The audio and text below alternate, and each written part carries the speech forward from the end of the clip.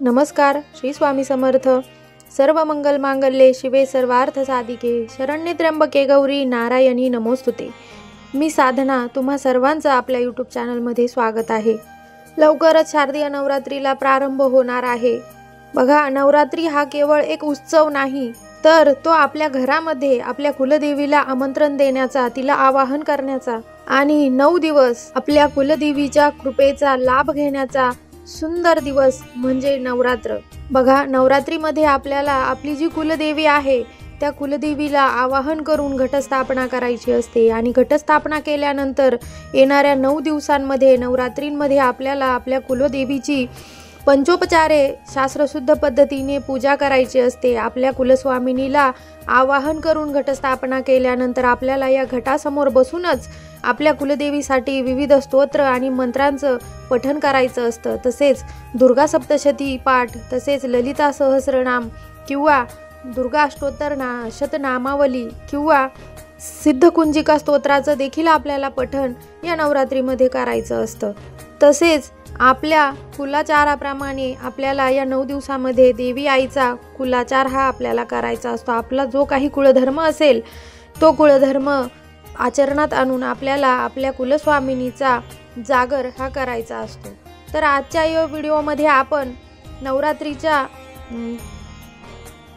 9 दिवसांमध्ये आपल्या कुलदेवीचा कोणता कुलाचार करायचा, तसेच घटस्थापना कधी करायची, घटस्थापनेचा शुभ मुहूर्त कोणता आहे, तसेच घटस्थापना करत असताना आपल्याला कोणत्या मंत्रांचा स्तोत्रांचं पठण करायचं आहे याबद्दलच या व्हिडिओमध्ये आज आपण माहिती पाहणार आहोत. त्यामुळे व्हिडिओ स्किप न करता माहिती शेवटपर्यंत ऐका. माहिती आवडल्यास चॅनलला सबस्क्राईब करा आणि व्हिडिओला लाईक आणि शेअर करा. बघा, बऱ्याच ठिकाणी नवरात्र म्हणजे 9 रात्री देवीच्या 9 रूपांची पूजा करायची, देवीला 9 रंगांचे वस्त्र परिधान करायचे, तसेच 9 माळा देवीला अर्पण करायच्या, 9 नैवेद्य अर्पण करायचे. असंच नवरात्रीमध्ये केलं जातं असं सर्वांनाच वाटत असतं. परंतु तसं नसून बघा, तिथीच्या क्षय आणि वृद्धीमुळे कधी कधी नवरात्र ही 8 दिवसांची असते, कधी 9 दिवसांची असते, कधी 10 दिवसांची असते आणि यावर्षी नवरात्र ही केवळ 11 दिवसांची असणार आहे. म्हणजेच बघा, तिथीच्या वृद्धीमुळे एकच तिथी 2 दिवस आल्यामुळे ही जी काही नवरात्र आहे ती 10 दिवस राहणार आहे आणि 11व्या दिवशी नवरात्रीचा समारोप आहे, म्हणजेच विजयादशमी दसरा या दिवशी आहे. मग फक्त 9 दिवस किंवा 9 रात्र यांचाच कुलाचार असा या नवरात्रीचा अर्थ नाही, तर अश्विन शुद्ध प्रतिपदेपासून ते महानवमीपर्यंत दुर्गा देवीला उद्देशून करण्याचं कर्म म्हणजे नवरात्र. आणि बघा, शारदीय नवरात्रामध्ये अतिशय महत्त्वाचं विधी जो असतो तो विधी म्हणजे घटस्थापना. बघा, घटस्थापनेला आपल्या शारदीय नवरात्रीमध्ये खूप महत्त्वाचं स्थान दिलेलं आहे. म्हणूनच अश्विन शुद्ध प्रतिपदेला आपण घटस्थापना करत असतो आणि त्या घटालाच आपल्या कुलस्वामिनीची देखील स्थापना त्या घटाजवळ करून आपल्या कुलस्वामिनीची आपण 9 रात्र किंवा 9 दिवस यथासांग किंवा जितकी शक्य होईल तितकी षोडशोपचारे पूजाही करत असतो. आता बघा, घट कुणी बसवायचा, तर बऱ्याच महिलांच्या मनात घटाविषयी प्रश्न असतात की घट आम्ही बसवला तर चालेल का? कारण काय होतं, काही कुटुंबांमध्ये एकत्र कुटुंब पद्धती असते, म्हणजे सासू सुना या एकत्र, जावा या एकत्र राहत असतात आणि मग त्यामुळे त्या घरामध्ये एकच घट बसवला जातो आणि मग त्या घरामध्ये सासूबाई असतील त्या उपवास करत असत्या, मग सुना उपवास करत नसतील. परंतु जर तुमची इच्छा असेल, तुमच्या सासूबाई पण नवरात्रीचे उपवास करत असतील आणि जर त्या सुनांची जरी इच्छा असेल तरी त्याही नवरात्रीचं व्रत हे 9 दिवस करू शकतात, परंतु घट एकच मांडायचा असतो. परंतु बघा, आजकालच्या धकाधकीच्या जीवनामध्ये आपल्याला कामानिमित्त बाहेरगावी राहावं लागतं आणि मग त्यामुळे आपण काही कामानिमित्त दुसऱ्या शहरात राहतो आणि आपल्या सासूबाई गावाकडे राहत असतात किंवा जाऊबाई पण गावाकडे राहत असतात आणि आपण शहरात कामानिमित्त राहत असतो. मग अशा वेळी आपण शहरामध्ये राहतो तिथे घट बसवावा का? बघा, काय होतं, जेव्हा एकत्र कुटुंब पद्धती असते तेव्हा एकच त्या घरामध्ये सर्वजण एकत्रित राहत असतात. जो काही कुलाचार आपल्या कुलस्वामिनीचा असतो तो एकत्रितपणे केला जातो. सर्वजण एकाच छताखाली राहत असतात आणि सर्वात महत्त्वाचं म्हणजे तिथे जी काही चूल पेटवली जाते ती एकच चूल पेटवली जाते. परंतु जर विभक्त असाल तुम्ही, म्हणजे तुम्ही जर वेगळे झालेले असाल, म्हणजेच तुमचे घरं 2 झालेली असतील, 2 चुली किंवा 2 गॅस ज्या ठिकाणी पेटवले जातात त्या ठिकाणी घटस्थापना देखील आपण वेगवेगळी करायला पाहिजे. म्हणजेच आपल्या जो कुळदेवीचा कुलाचार आहे तो आपण वेगवेगळा करायला पाहिजे. बघा, ज्यावेळेस तुम्ही विभक्त होतात किंवा वेगळे होतात त्याच वेळेसपासून तुम्हाला तुमच्या कुलदेवीचा किंवा कुळदेवाचा जो काही कुलाचार असेल तो स्वतंत्रपणे करायचा असतो. कारण आपली कुळदेवी आणि दैवत हे आपल्या कुळाचा उद्धार करत असतात, आपल्या कुळाचं संरक्षण ते करत असतात. आणि मग त्यामुळेच आपल्याकडून दैनंदिन जीवनामध्ये आपल्या कुलदेवीचा आणि कुळदेवाचा मान सन्मान झाला पाहिजे. त्यांची सेवा ही या दररोजच्या जीवनामध्ये आपल्याकडून झाली पाहिजे. म्हणून जर तुम्ही वेगळे राहत असाल तर तुम्ही सेपरेट घटस्थापना केली तरीही चालेल. किंवा जर तुम्हाला घटस्थापना करता येत नसेल काही कारणास्तव, तर तुम्ही आणि तुमच्या मनात जर नवरात्रीचं व्रत करण्याची इच्छा असेल, नवरात्रीचे उपवास करण्याची इच्छा असेल, तरी देखील तुम्ही घटस्थापना न करता नवरात्रीचे 9 दिवसांचा उपवास हे करू शकतात. यासाठी तुम्हाला फक्त एक अखंड दीप तुमच्या देवघरासमोर तेवत ठेवायचा आहे. म्हणजे अखंड दिवा तुम्हाला लावायचा आहे आणि तो अखंड दिवा तुम्हाला नवरात्रीच्या 9 दिवसांमध्ये तसाच पेटवत ठेवायचा आहे. तो विझू द्यायचा नाही आणि त्या दिव्याचीच सेवा तुम्हाला करायची आहे. अशा प्रकारे तुम्ही घटस्थापना न करता देखील नवरात्रीचे 9 दिवसांचे उपवास करून आपल्या कुलदेवीचा कुलाचार करून कुलदेवीची सेवा ही करू शकतात. आता काही घरांमध्ये नवरात्रीचे 9 दिवस उपवास केले जातात, तर काही ठिकाणी उठता आणि बसता म्हणजेच घटस्थापनेच्या दिवशी आणि नवमीच्या दिवशी उपवास हा केला जातो. तर आपल्याकडे जसा काही कुलाचार असेल त्याप्रमाणेच तुम्ही उपवास हा नवरात्रीचा करायचा आहे. उपवास करताना आपल्या शरीराकडेही तुम्हाला लक्ष द्यायचं आहे. तब्येतीची काळजी ही महत्त्वाची आहे. आता यावर्षीची घटस्थापना ही 22 सप्टेंबर 2025 वार सोमवार या दिवशी होणार आहे.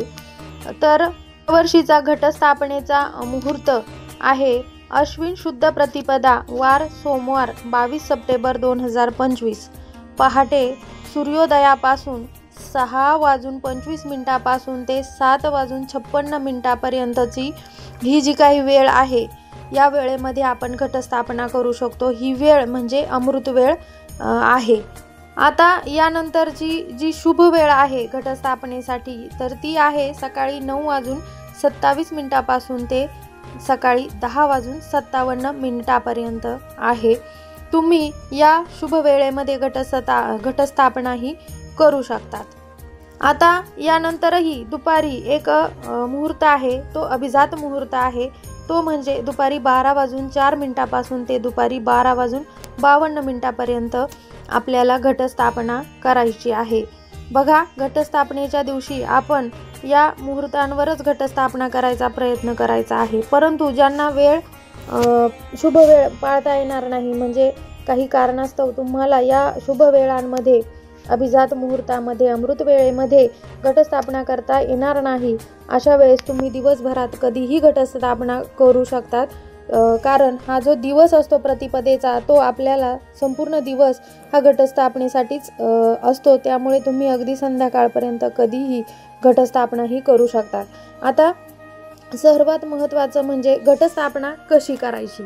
तर बघा, घटस्थापनेच्या दिवशी आपल्याला घटस्थापनेच्या आधीच्या दिवशी म्हणजे सर्व पितृ अमावस्येला आपल्याला आपल्या घराची साफसफाई करून घ्यायची आहे. ज्या ठिकाणी आपल्याला घट बसवायचा आहे, घटस्थापना करायची आहे, ती जागा स्वच्छ पुसून घ्यायची आहे. आणि शक्यतो आपल्याला आपल्या देवघराजवळच घटस्थापना ही करायची आहे. मग देवघराजवळची जागा स्वच्छ पुसून घ्यायची आहे. तुम्ही गोमित्र, गंगाजल, हळद टाकून खडं मीठ टाकून आपल्या घराची फरशी पुसायची आहे. जेथे घट मांडायचा आहे ती जागा स्वच्छ पुसून घ्यायची आहे. आणि त्यानंतर आपल्याला एक पाट किंवा चौरंग त्या जागेवर ठेवायचा आहे. आणि घटस्थापनेसाठी आपल्याला ज्या काही वस्तू लागतात त्या वस्तू आपल्याला आधीच बाजारातून आणून घ्यायचे आहे. मग घटस्थापनेसाठी लागणारं जे साहित्य आहे ते तुम्ही पितृपक्षामध्ये खरेदी केलं तरीही चालेल, काही हरकत नाही. कारण घटस्थापनेच्या दिवशी आपल्याला खूप सारी कामं असतात आणि त्यामुळे आपल्याला त्याच दिवशी या वस्तूंची खरेदी करणं शक्य होत नाही आणि म्हणूनच आदल्या दिवशी किंवा पितृपक्षात तुम्हाला जेव्हा वेळ मिळेल तेव्हाच तुम्ही या वस्तू खरेदी केल्या तरी चालेल. तर जो पाट आपण ठेवला आहे त्या पाटावर एक लाल रंगाचं वस्त्र आपल्याला अंथरून घ्यायचं आहे आणि त्यानंतर आपल्याला एक पत्रावळी घ्यायची आहे किंवा तुम्ही एक टोपली घ्यायची आहे किंवा तुम्ही एखादं स्टीलचं किंवा मातीचं भांडं जरी घेतलं तरी चालेल. त्या मातीच्या भांड्यामध्ये तुम्हाला साधारणतः 1 इंच एवढा थर मातीचा घ्यायचा आहे. तुम्हाला शेतातली माती आणायची आहे किंवा नदीजवळची माती यासाठी आणायची आहे आणि त्या मातीचा जो थर आहे त्या भांड्यामध्ये तो 1 इंचा इतका जाडसर थर तुम्हाला घ्यायचा आहे. भांडं तुम्ही जास्त मोठं घेण्याची गरज नाही, मीडियम साईजचं भांडं घेतलं तरी चालेल. त्यात माती टाकल्यानंतर त्या मातीमध्ये तुम्हाला सप्तधान्य पेरायचं आहे. त्याआधी माती टाकल्यानंतर बघा त्या मातीमध्ये सप्तधान्य पेरायचं आहे, म्हणजे 7 प्रकारचं धान्य आपल्याला त्या मातीमध्ये टाकायचं आहे. यामध्ये तुम्ही गहू, हरभरा, ज्वारी, तांदूळ, मठ, मूग, कुळीद, उडीद, तीळ अशा कोणत्याही प्रकारचे 7 धान्य आपल्याला त्या मातीमध्ये पेरायचे आहे.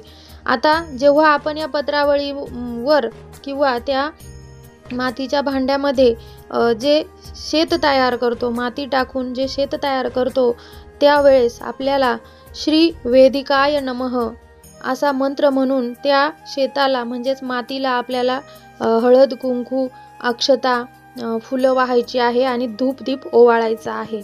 आता त्यानंतर आपल्याला त्या मातीवर जे शेत बनवलं आहे भांड्यामध्ये त्यावर आपल्याला थोडंसं पाणी शिंपडायचं आहे आणि पाणी शिंपडत असताना आपल्याला ओम पर्जन्याय नमः म्हणून त्यावर पाणी शिंपडायचं आहे. पाणी शिंपडताना आपल्याला ओम पर्जन्याय नमः असं म्हणायचं आहे आणि यानंतर आपल्याला त्या मातीच्या शेतावर किंवा त्या भांड्यावर आपल्याला कलशाची स्थापना करायची आहे. आता बऱ्याच घरांमध्ये तांब्याचा कलश या मातीच्या भांड्यावर ठेवला जातो आणि बऱ्याच घरांमध्ये मातीचा कलश ठेवला जातो.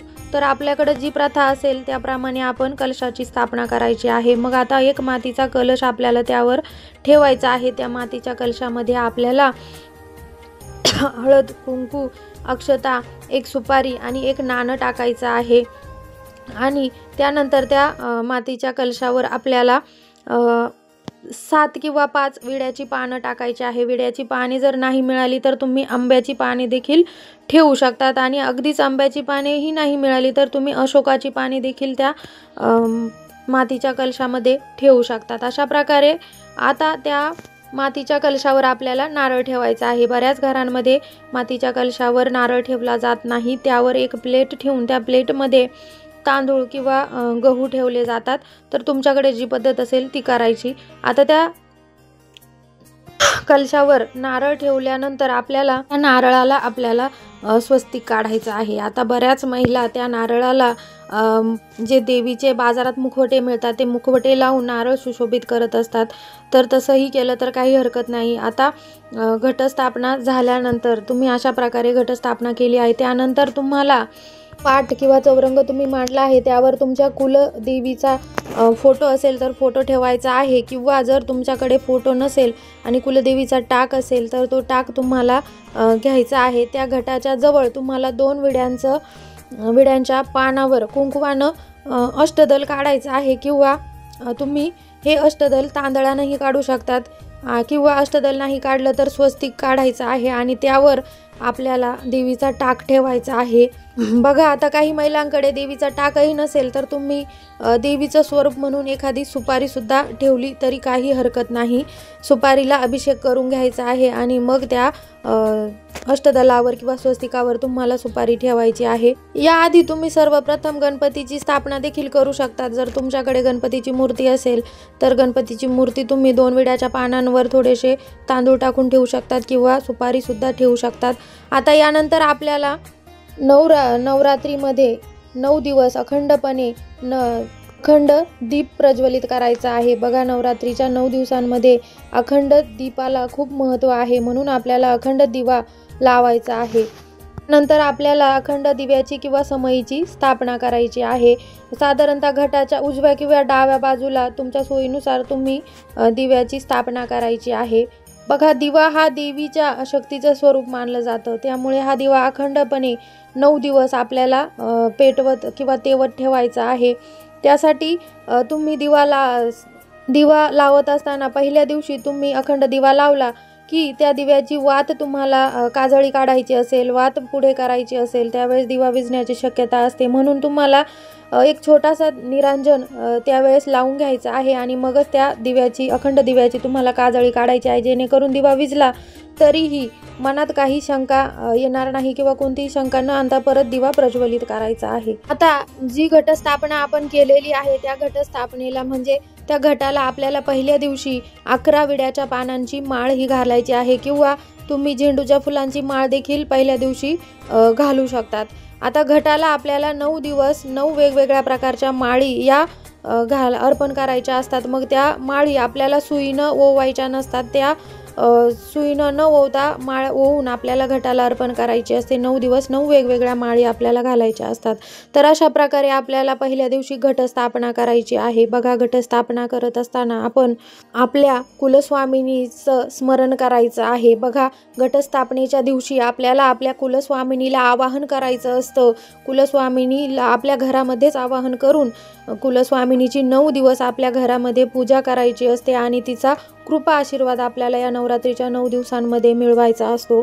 त्या घटस्थापनेजवळ आपण जे देवीच्या टाकाची स्थापना केलेली आहे, तो देवीचा टाक दररोज न हलवता सकाळ संध्याकाळ त्या टाकाची आपल्याला पूजा करायची आहे।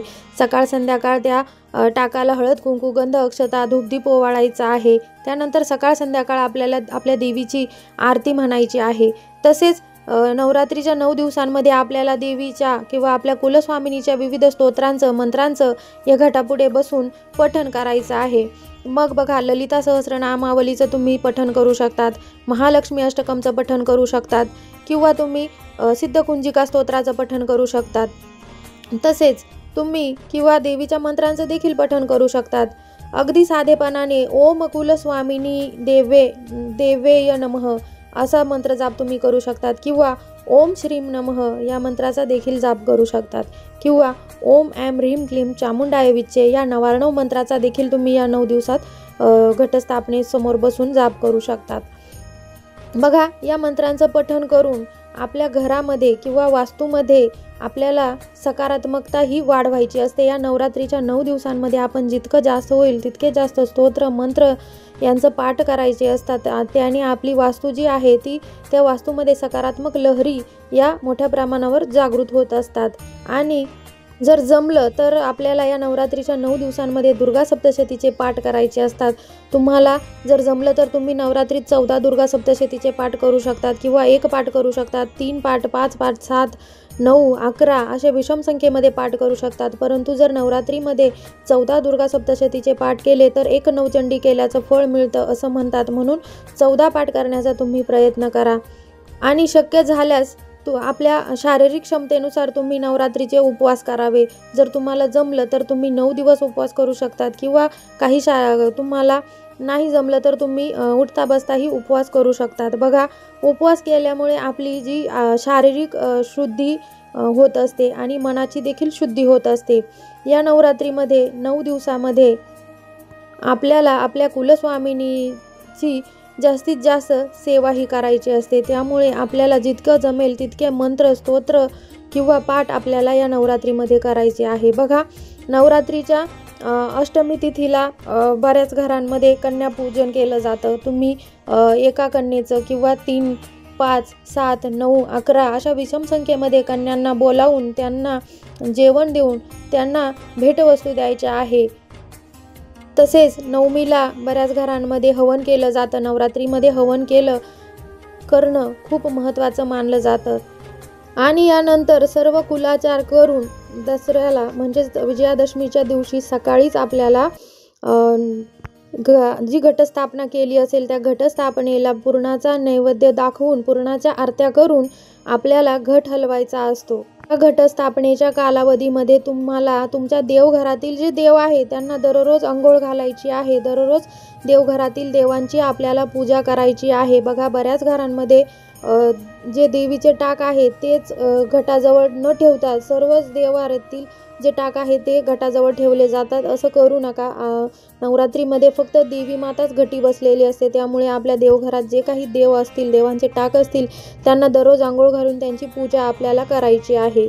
तर बघा, अशा पद्धतीने अतिशय साध्या आणि सोप्या पद्धतीने आपण या नवरात्रीमध्ये घटस्थापना करायची आहे. आणि घटस्थापना केल्यानंतर घटाला म्हणजेच घटावर आपण जे मातीचा कलश ठेवला आहे त्या कलशामध्ये रोज सकाळी आणि संध्याकाळी थोडंसं पाणी आपल्याला वाढवायचं आहे, म्हणजे टाकायचं आहे. बघा, खूप जास्त पाणी टाकायची गरज नाही, कारण जी माती आपण पेरलेली असते त्या मातीला जर जास्त पाणी तुम्ही घटात टाकलं तर ते पाणी त्या मातीत तसंच राहील आणि त्यामुळे तुमचं धान्य हे व्यवस्थित उगवणार नाही. त्यामुळे तुम्हाला सकाळी आणि संध्याकाळी अगदी चमच्याने थोडंसं पाणी टाकायचं आहे. गरज आहे असेल तेवढंच पाणी टाका, जास्त पाणी टाकू नका.